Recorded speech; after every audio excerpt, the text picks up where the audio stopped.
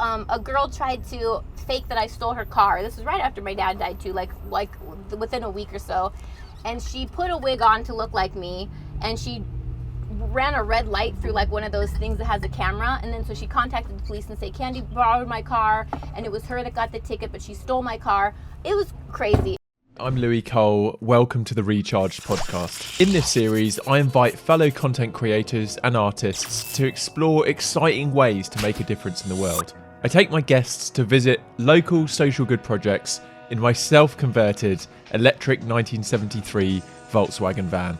We have real and raw conversations about life and hear from social good heroes that we can all be inspired by. On today's podcast, our guest is Kandee Johnson, a mother of four, award-winning makeup artist and TV host. She was one of the pioneers of the YouTube beauty community and one of the first beauty influencers. She launched her career on YouTube 12 years ago with beauty, style and fashion tip videos, and has now built a social following of over 7 million. Beyond just the makeup and the beauty aspect, she often discusses challenging topics from online bullying, coping with trauma, and her own personal struggles and how she overcomes them. She's now known for her positivity and encouragement. Her ultimate goal is to help people feel loved and make them feel happy.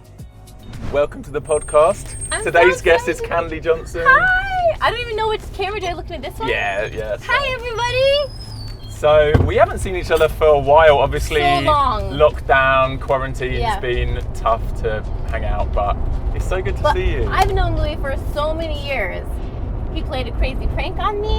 Yeah. One time. I would love to start off by just maybe hearing a bit of your life story. Maybe like a 3-minute life story of like how you, not just how you ended up in the YouTube world, but just your whole kind of journey to get this far to where you are now. Oh man, there was no success in my 20s. Like I became a makeup artist in LA. I worked on TV and movies. It was like the tiniest, like just of success, like nothing big.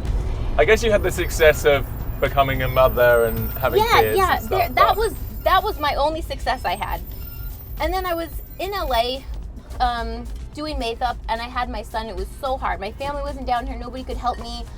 You know, what I would pay in childcare would sometimes cancel out either jobs I was doing for free to build my portfolio or whatever. And with it, at this point, were you still with your ex-husband? No, I was divorced. I was divorced and had been married all before I was 21. Like I had lived a lot of life before 21. And so I'm so thankful though, because I think there's a blessing in every hardship or every storm that you go through. It can break your heart down, but like, you know, when you work out or something, like it tears a muscle apart, but it comes back stronger. Like my 20s were just mistake, disaster, lesson, mistake, disaster, lesson the whole time. And I mean, I felt like a failure, like the biggest failure. We'd go to dinner with my family. My sister's looking successful. She's in college doing amazing.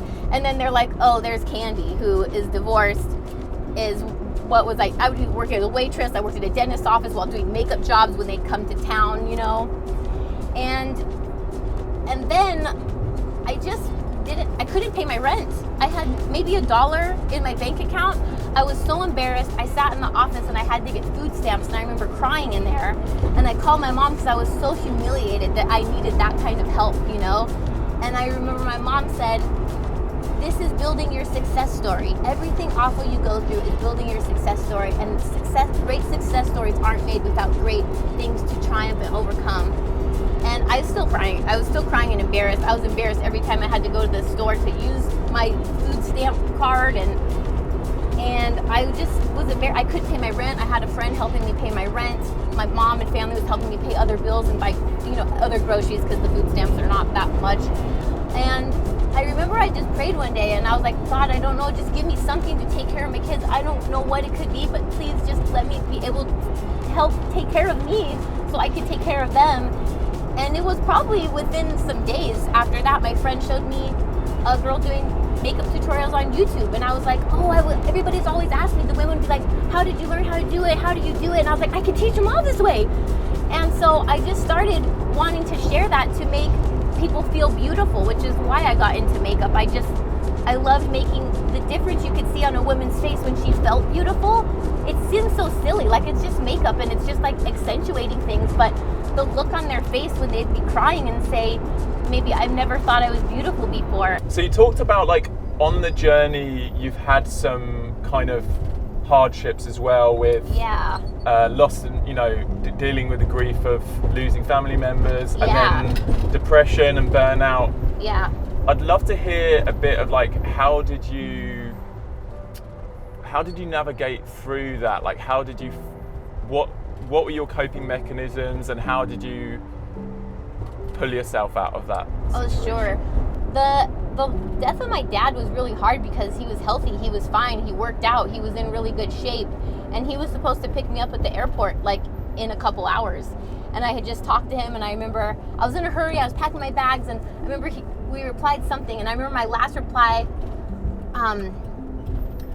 I was just like, thanks Dad, or I'll see you then, or something. And I remember I was like, oh, I should text him I love him. I was like, oh, he knows I love him, I'm in a hurry. Not ever knowing that I would never be able to communicate with my dad on earth ever again, you know? And so I know he loved me, but it was on the drive to the airport that they called and said he had been in an accident, and an artery had been cut with a window. He was helping a friend move, and I just didn't feel real. Your life didn't feel real. I remember thinking like I wanted to jump through the windshield, and I was looking up at the clouds, and I was like, I just wish I could be in heaven. Like, I don't even want to be on this earth feeling this pain and shock, you know?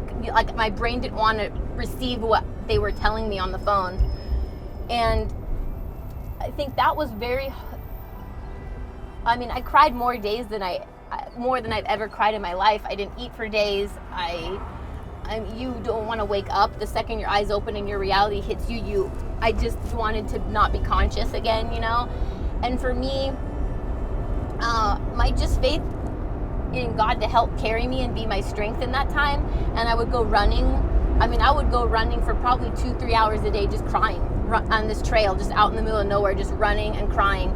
And I remember one day I was running and I felt the sun on me, and I looked down and I saw a spark plug in the ground, in the dirt, and it was almost as if I could feel, it wasn't like my dad was talking to me, but maybe it was God speaking to my heart, just saying he will always be the spark plug of your heart. And my dad was like big into cars and fixing cars up and stuff, and so, and I could feel my dad, because he always taught me, you know, whatever you go through in life, whatever is difficult and hard, you can use that. God will use that pain that you've had to talk to somebody else, to comfort them, to make them feel better. And he always taught me, you know what, whoever you're around, leave them better off for having been in your presence. That they are happier, they leave feeling more inspired, more confident, more everything for you having been around them. And I could feel that in my dad. Like, even in this, I would be able to comfort others that have experienced loss. You know, I didn't want to have to go through it to do that, but that would be the beauty that would come out of that, is that I would know that pain. I'd know the cliche things people say that just do not help you in any way, you know? And so that was and I know my dad is with me. His DNA is in my veins, and all that he taught me is with me. And he wouldn't want me to stop. I couldn't do YouTube. I just had nothing to give for a long time after that. You know, I've been through very traumatizing and hurtful experiences, even while I've been on YouTube, things that have happened to me during that time. And I will never talk about those things. I mean, maybe one day if I wrote a book, but sometimes, you know, and I never want to say anything negative about anybody, even people that have hurt me. I don't ever want to hurt them like they hurt me, so I will never talk about a lot of things that have happened.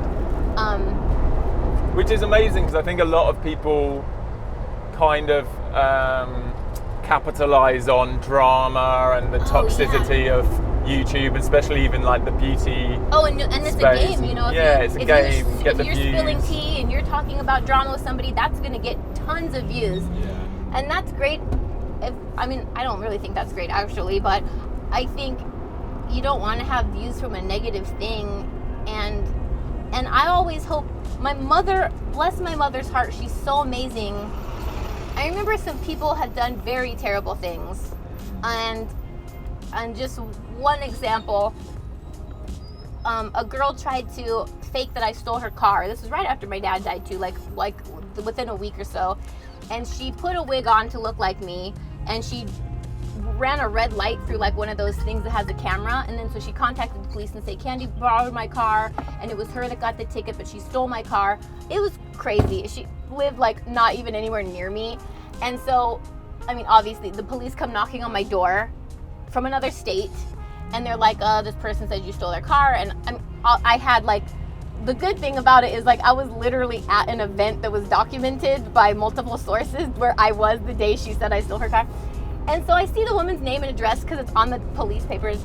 And I was so upset, you know, I was like shaking. I'm still like grieving my dad, so emotionally I'm not in a good place.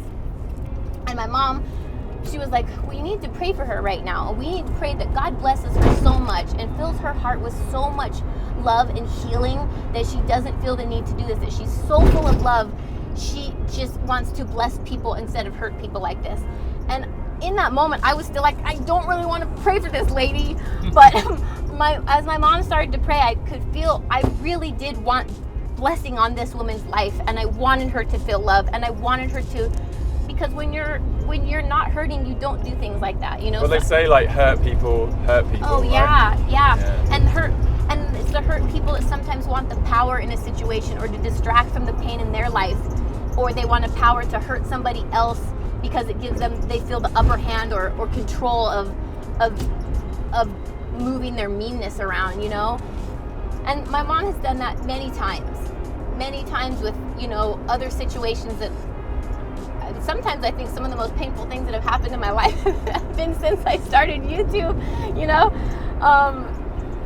But seeing my mom's outlook that way has helped me with everything. And even people that I may have had to remove myself away to protect myself from that person, and maybe they were not in a safe mental place, or they were hurting and I knew they were going to hurt other people. And I will keep those people at a distance, but I will still pray, you know, blessing for those people in my life. And I feel like that is one of the greatest healing things to feel, where you really are able to say, I hope somebody that hurt me, I hope they have joy in their heart. I hope they know what that love feels like, you know? Right, so anyway, we've arrived. Okay. Let's pause our conversation, we can chat some more. Okay. But yeah, I'll come and introduce you to my friends, and we're going to learn a bit about this organisation. Awesome! Yeah. Today we're visiting Houston Kraft, a speaker, author, kindness advocate, and co-founder of Character Strong. He has spoken at over 600 schools, events, conferences, and companies around the world, and is passionate about helping people create lives filled with compassion and love. In 2016, he co-founded Character Strong to help infuse character, empathy, and connection into education. Houston believes in the power of story and practical exercise to shape a more loving world. So we've arrived here to meet Houston from Character Strong. Hi. Are we fist bumping? I'm such a hugger. Okay. That's more normal. So good to meet you. You too. Good to meet you, bro.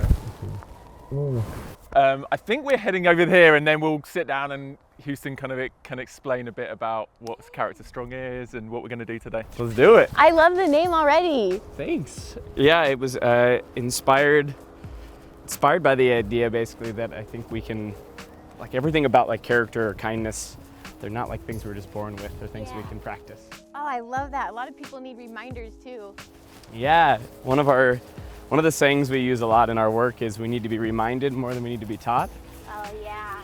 And one of my favorite anecdotes is a hospital group hired these consultants to come in because people were like dying of infections, preventable things. Yeah. And they paid these consultants like millions of dollars to figure out how they solve that problem. And their wisdom was they needed to hang a sign in the bathroom reminding surgeons to wash their hands. Oh my gosh. And that was it. That was it. And I think to myself, if surgeons need to be reminded to wash their hands, we need to be reminded to practice things like kindness. Yeah. It's like coaching. You just need like a coach to be like, remember, keep doing this, keep doing that. Yeah, we all need a little accountability for the things we want to be in our life. I love that. Yeah.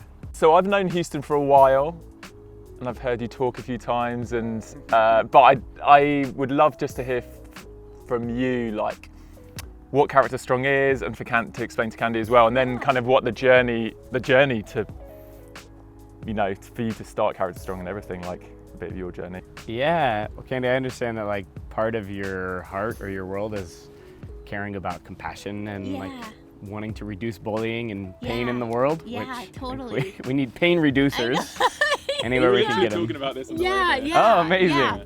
And that's what, I mean, Character Strong to me, I sort of hold a belief that education is like the #1 pathway to a better world. Yeah, we should always be learning. Always be learning. Yeah, I know you're like learning to homeschool your kids right now. It's epic. And I feel like, for a long time I spoke in schools. Oh, really? We're like literally down the road from Agora Hills High School. Really? Yeah, I spoke there probably 5 years ago, and it's fun driving by. What got you started on speaking? I think high school, I broke my ankle. Yeah. I was a soccer player. Oh, and then, shoot. That's a bad one. Key Yeah, injury. Yeah. And because of that, I ended up being, I ended up joining like the theater program. I ended up like getting into musicals. Yeah. And I realized I was better at that than soccer. No way. And I liked it more. Really? I think a lot because I was never a very good actor, but I like loved the premise of storytelling. Yeah, me too, yeah. Yeah, and like obviously like great creators. Yeah. Yourself and Louis, like it's all about telling meaningful stories that people can like intersect with in some way. Yeah. And I was also really involved in like student leadership in high school. Oh, really? I don't know if that was in your world at all. Were you like an involved? I was like the new kid, the outcast. I don't even think people thought I talked. Like they were like, "Do you talk?" I'm like, "Yeah." That's a tough Venn diagram, the new kid and the outcast. Yeah, so and I was they, super shy, so I was terribly. It was not a recipe to make a lot of friends or anything. Okay, so you and I had a different high school experience. You were probably like the cool kid that I was like, I bet he doesn't have to worry about who he eats lunch with like I do. No, I wouldn't describe myself as a cool kid. I would describe myself as over-involved, which maybe that has a correlation. Still cool. Thank you. You know everybody. Yeah.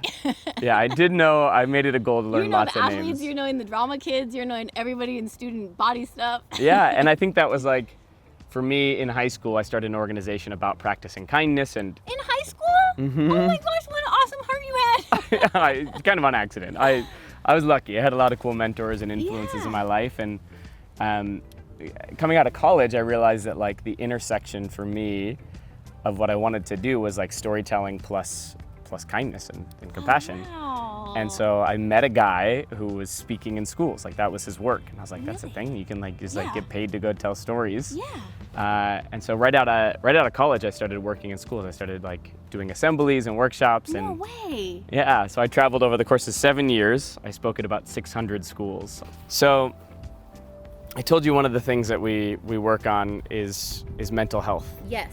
And I feel like it's a conversation kids like are desperate for. Yeah, and they don't know how to do it, and it sounds crazy probably. It's such like it's a really abstract, I'm always a big believer, like words are so important because if we don't have a common language, we can't solve for anything. Yeah. And I think one of the big paradigm shifts that students really appreciate is that mental health is not the opposite of mental illness.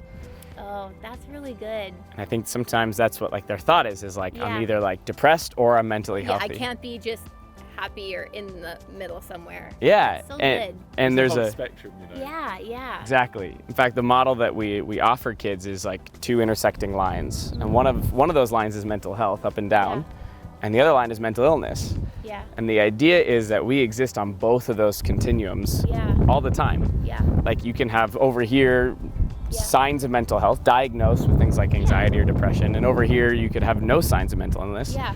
And then you can have really high mental health and really low mental health, which means you can have mental illness and be mentally healthy at the same time. Oh yeah. And I think for a lot of kids, like that, it's really important for them to hear that. Like I can be depressed and have a lot of well-being in my life. Yeah. And so we, like in our curriculum, we define mental health as well-being. Yeah.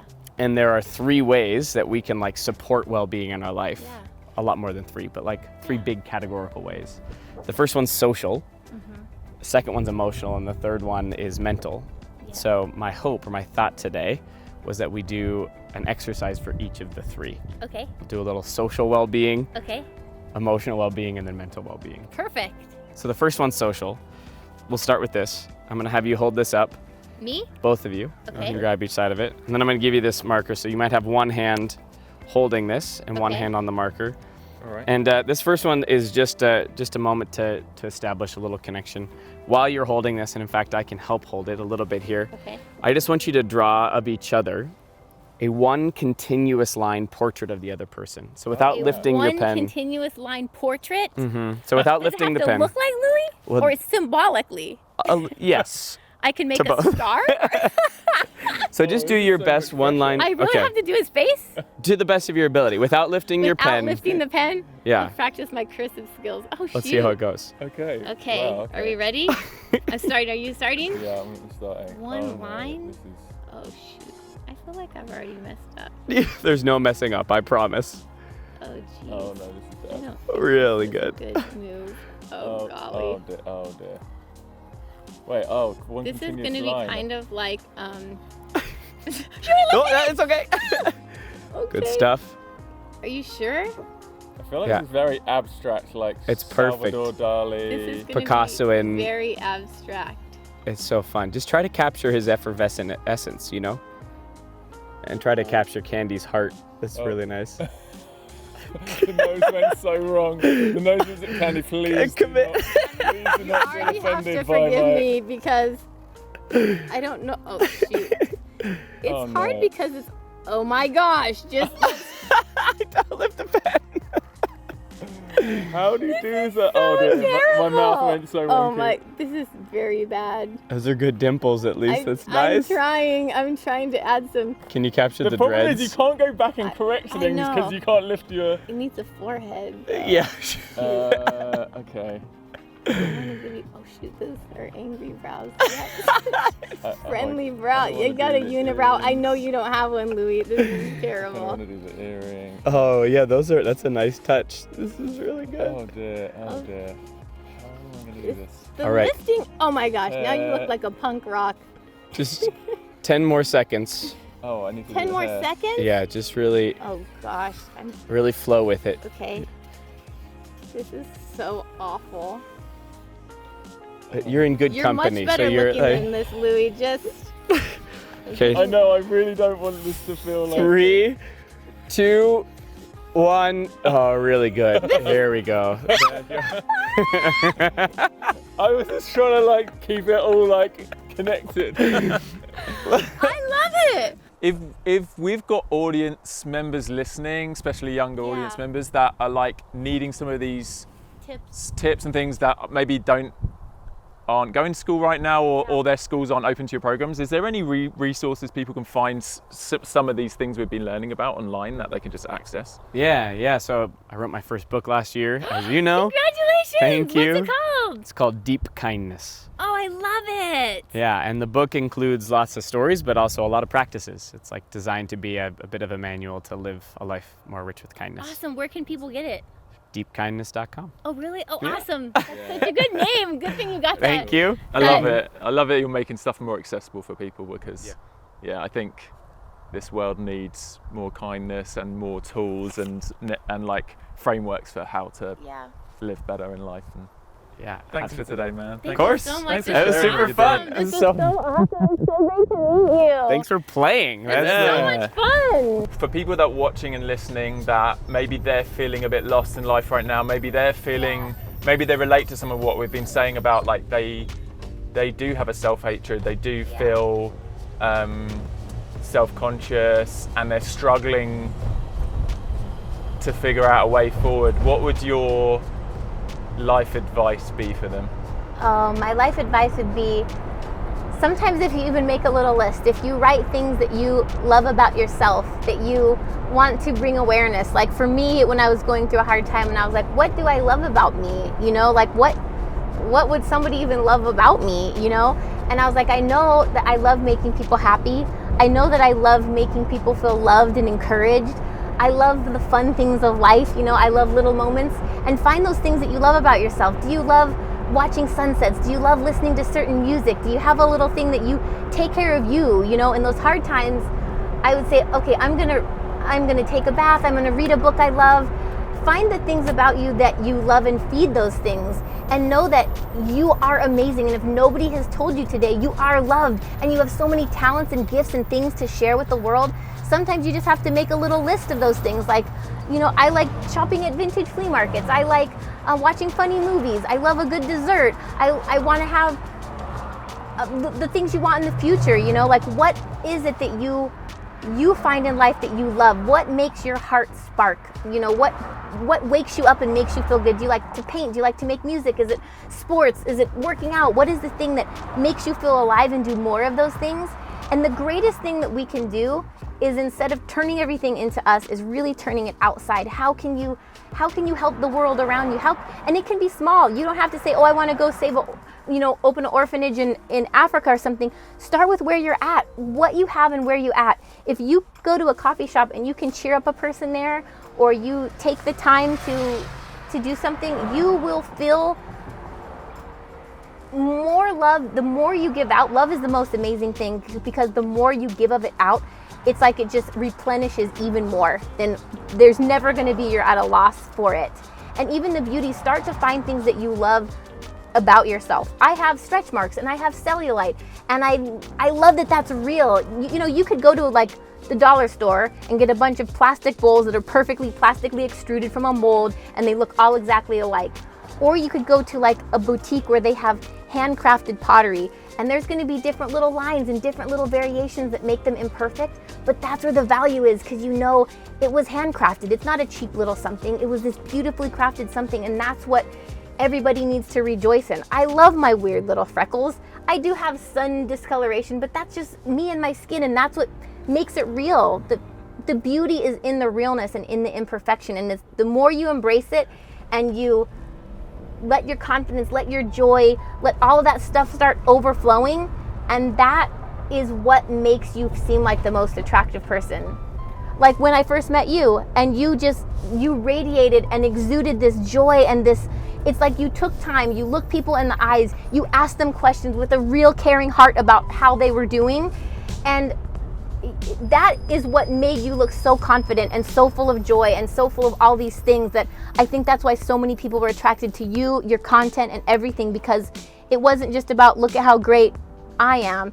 It was how great you made everything around you seem. And even in the hard times, I remember there was a vlog where you were having a hard time finding internet. You were in another country and so many things were going wrong. You were editing and not sleeping, and you had like flights and all these kind of crazy things were happening.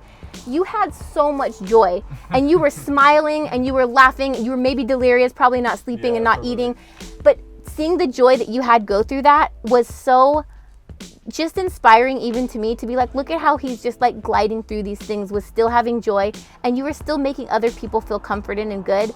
And I think that is ultimately what beauty should be, not of perfect anything we see on Instagram, because it's so fake. It's all so fake. And the realness is what I see when I witness you in a room with people. That is real, what real beauty and real attraction is. People are just attracted to that, you know?